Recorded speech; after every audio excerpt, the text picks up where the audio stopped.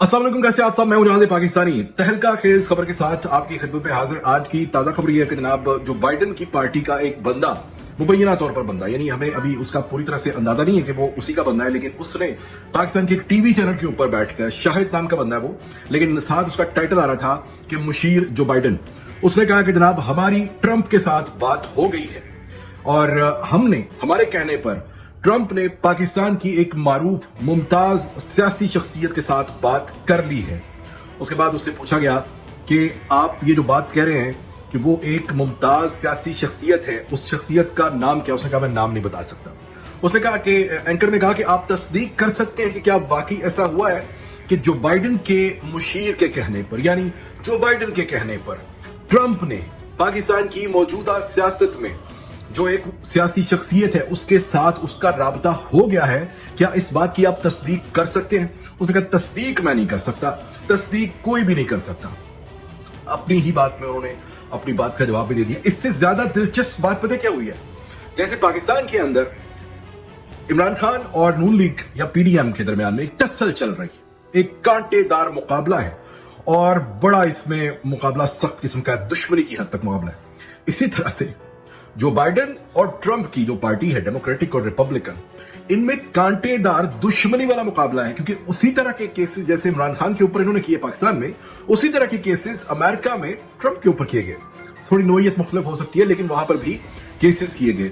तो दुश्मनी वहां पर चल रही है आपस में एक दूसरे के साथ। तो ये तो मुमकिन नहीं हो सकता कि दुश्मनी भी हो और जो बाइडन के कहने पर ट्रंप कहेगा जनाब जैसे कहते हैं आप वैसे मैं कर लूंगा, लेकिन ये बंदे ने ये बात जो है वो की है। दिलचस्प एक और बात यह है कि जब वो बंदा ये बात कर रहा था टीवी चैनल पर बैठ के, पाकिस्तानी चैनल पे, तो उस वक्त ट्रंप का जो मुबैना मुशीर है वो भी एक विंडो में साथ कनेक्टेड था।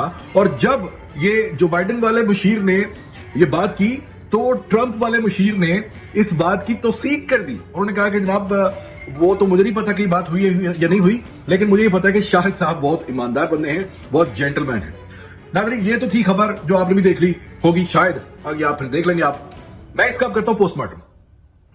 इन्होंने ये जो बंदा टकला आप देख रहे हैं, जो पिछले कितने महीनों से अपने आप को ये ट्रंप का मुशीर क्या कह के इलेक्शन के जमाने से लेके, यानी इलेक्शन के दिनों से लेके ये कह रहा था कि मैं ट्रंप ने गल कर ली है। ट्रंप ने क्या कि पाकिस्तान दे विच जो हो रहा मैनू कोई गर्ज नहीं, इलेक्शन को मैं कौन जीता कौन नहीं जीता मुझे कोई गर्ज नहीं। और इसने सबको फुदू लगाया और अब तक लगा रहा है। अब इसका भांडा फूटा। इसको जब पूछा गया कि जनाब आप प्रूव करें, कैसे आप कहते हैं कि मैं ट्रंप का वो हूं, तो इसको गिरनैल ने फरनैल दे दी। गिरनैल ने कहा कि ये बंदा फराडी है, ये कोई ट्रंप का मुशीर नहीं है। तो इसकी उसने गिल्ली उड़ा दी। अब इसकी गिल्ली उड़ाने के बाद इनके पास और कोई राह नहीं है कि यार अब अमेरिका में बैठ के लॉबी कैसे करें, कैसे पाकिस्तानियों के दिमाग में ये डालें, कैसे पाकिस्तानी सियासतदानों के दिमाग में डालें, और कैसे पाकिस्तान के छोटे छोटे लोगों में जो सपोर्टर्स और रहनुमा होते हैं मुबैना तौर पर पार्टीज के, उनको कैसे कन्विंस करें कि सरकार साडी गल हो गई है।